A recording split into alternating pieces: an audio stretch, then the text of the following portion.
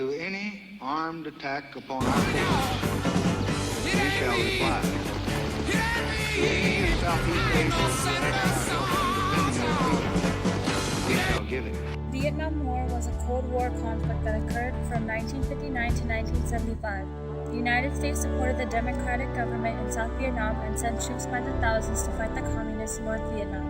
As the war progressed and migrated to other countries in Southeast Asia, such as Cambodia and Laos, the American public began to realize the devastation of the war and the lack of reason to be in Southeast Asia. The devastation was recorded by journalists, witnessed by nurses, and felt by the soldiers of America. Most of the stories told about the war were from the men of the war.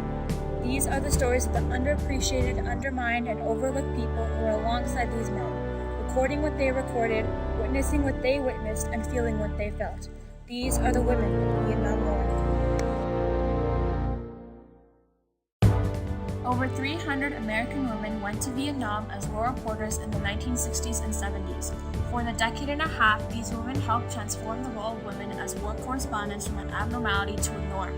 The women correspondents were primarily photojournalists and reporters for newspapers and magazines, but very few of these female journalists were recognized as the professional equals of their male counterparts, then and now.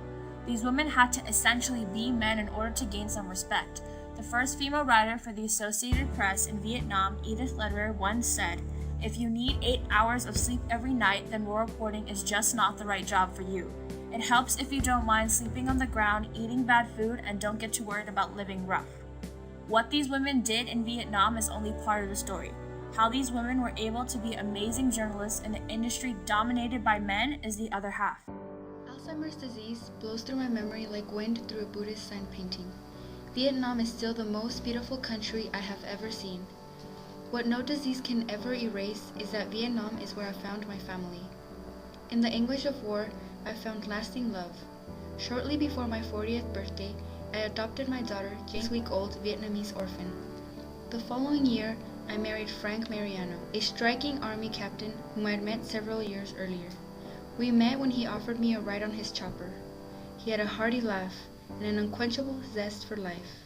We were married in 1972. After our marriage, Frank and I adopted a second child, a daughter we named Ano. She became our miracle child. She was 6 months old and too weak even to lift her head. Doctors did not think she would survive. My husband died in 1976 following complications from cardiac surgery for pericarditis. Katie died 7 years later in the recovery room after surgery for a malignant brain tumor she'd been battling for 2 years. I fell into despair and depression. I had left Vietnam blessed with love, but could not outrun its harrowing legacy of loss. I found a family in war and nearly lost all of it in peace. Anne Brian Mariano, journalist in the Vietnam War. Young nurses were recruited in motivation to serve for their boys and to enhance their nursing careers.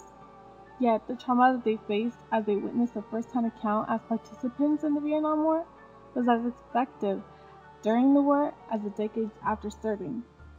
Kate O'Hare Palmer laments 3 decades after serving as a nurse in the Vietnam War that it robbed her of her innocence and forced her to grow up too quickly.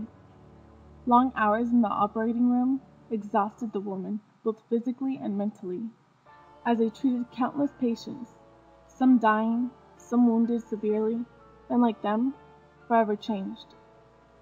However, they had to put that aside and be strong for their country. They are haunted by the men they lost, and the change that overcame them with this experience. These are some of the stories of the nurses of the Vietnam War. To break the stress in the wards, we would pull practical jokes on each other and even on the patients. I remember this one guy, a 6-footer from a ranger company, who was in our hospital for malaria. This guy was a big chicken when it came to getting his blood drawn and needles in general.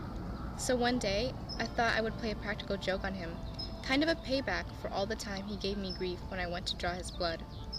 I took a 60cc syringe, attached a 6-inch spinal needle to it, and proceeded down to his bed. When he saw that contraption, his eyes just about bugged out, and he jumped off the bed and ran to the end of the ward. All the other guys in the ward laughed themselves silly out of that guy. Anna Marie Ritali, nurse in the ANC at the 91st Evac Hospital in Chu Lai, Vietnam. I was the first Navy nurse to volunteer for Vietnam, to establish the Naval Hospital Saigon. That we took this filthy old apartment building and turned it into a hospital in 96 hours.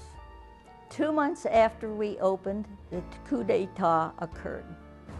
I looked down and saw about 200 troops in the street right at our door, and 27 tanks and armored personnel carriers, all lined up. And we didn't know the identity of those troops on the street. Were they friend or foe? A bullet hit the balcony wall 3 inches from my chest. We knew that we had come close. I looked down onto the floor and I saw this single bullet, and I have it to this day. I was really lucky. Or somebody was looking over my shoulder. Among the group of women that took part in Vietnam were the soldiers and combatants. The U.S. Department of Veterans holds a record of the men who served in Vietnam, how many were killed or casualties. However, if we want to access this information for how many women served, this stat is overlooked.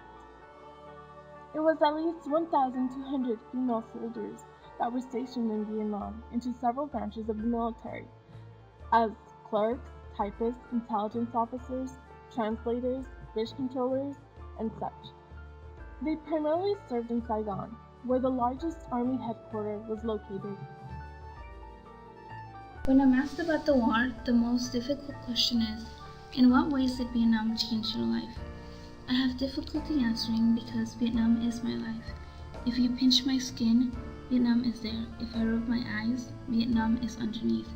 The rice fields of the Mekong Delta are where I became an adult.